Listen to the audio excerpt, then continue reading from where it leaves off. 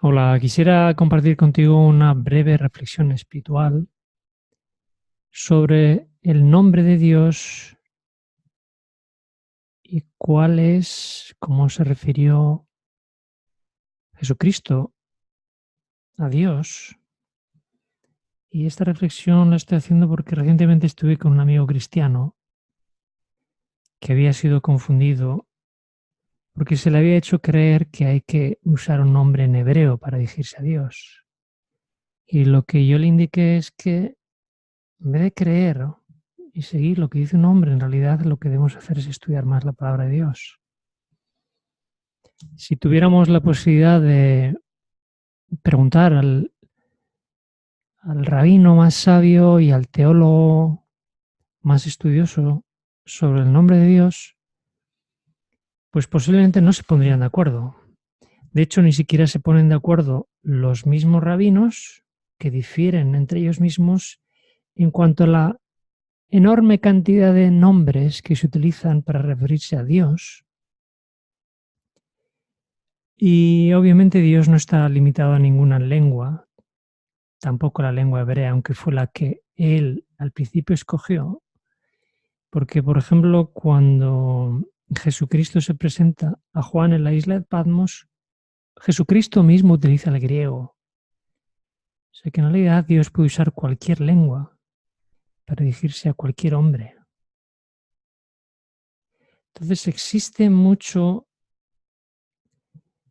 influencia en el cristianismo y cada vez más de parte de los rabinos que creen que como la lengua original que Dios escogió al principio es el hebreo, pues ahora tenemos que hacer caso de los rabinos. Y los que no saben hebreo no pueden decidir por sí mismos.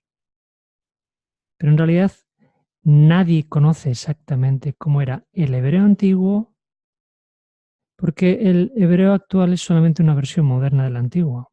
O sea que cualquier intento de saber el nombre antiguo es pura especulación.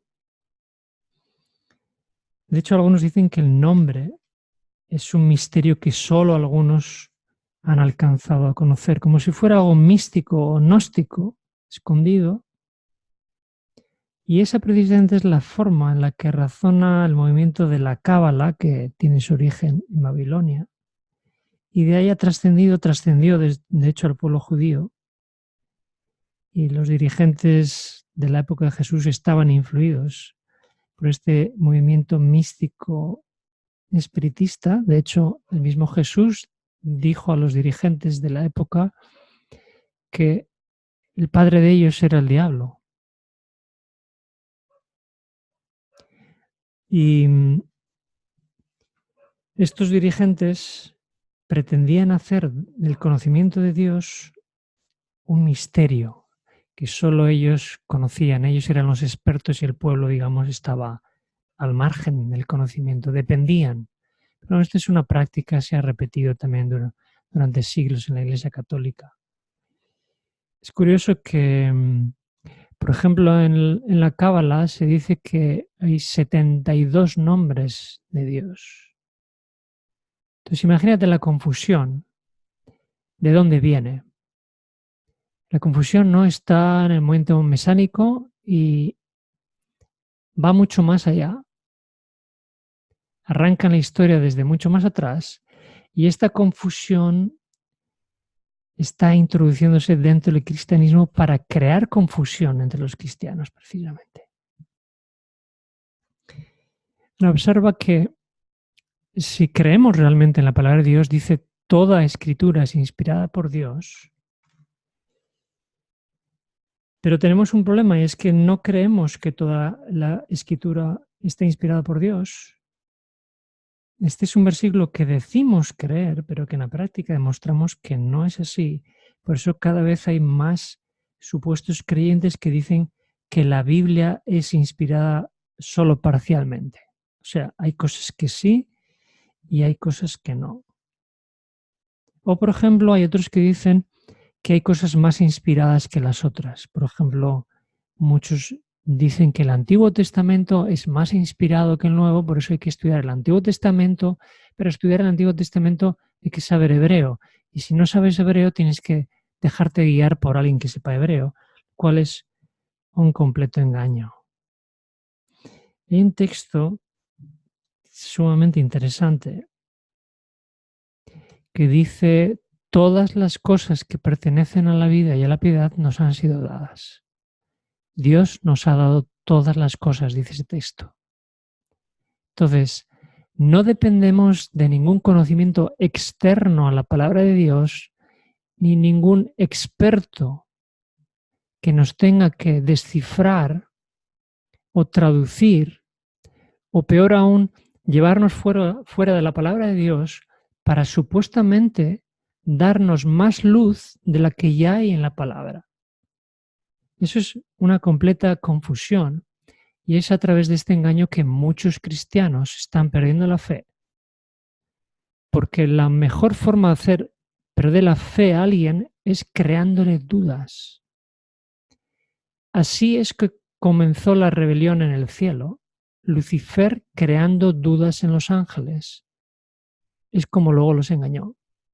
Y así es como muchos cristianos están siendo engañados cuando se les hace creer que necesitan de un experto, de un teólogo o un rabino que les explique cuál es la verdad, qué es lo que tienen que creer o qué es lo que no tienen que creer.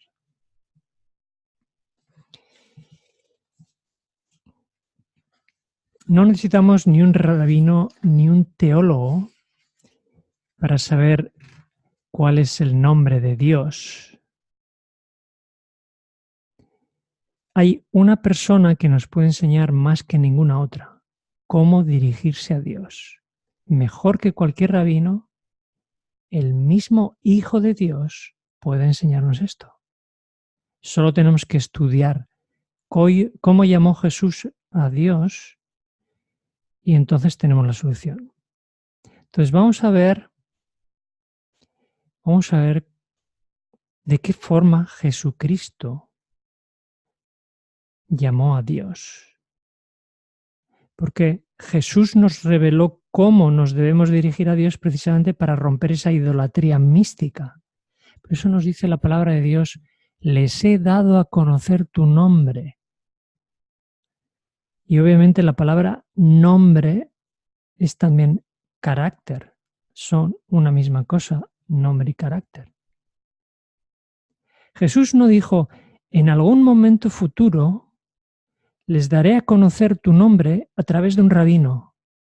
Una palabra extraña, difícil de pronunciar. No dice nada de eso. No habla del futuro, habla del presente. O creemos al Hijo de Dios, que dice que dio a conocer el nombre, o no lo creemos.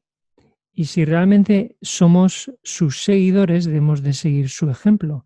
Por eso él dijo: aprended de mí, en Mateo 11:29. Vamos a ver cuál es la forma más común de Jesús para referirse a Dios, la que él mismo utilizó casi 100 veces, según aparece en los evangelios. Yo mismo he ido contando una vez tras otra y he encontrado que aparece 55 veces en el libro de Juan y 43 veces en el libro de Mateo. ¿Y cómo se refirió Jesucristo a Dios? Como Padre. Ese es el nombre que utilizó. Y vamos a destacar de todas esas veces que él se refiere a Dios como Padre, porque esa es la forma que él utilizó.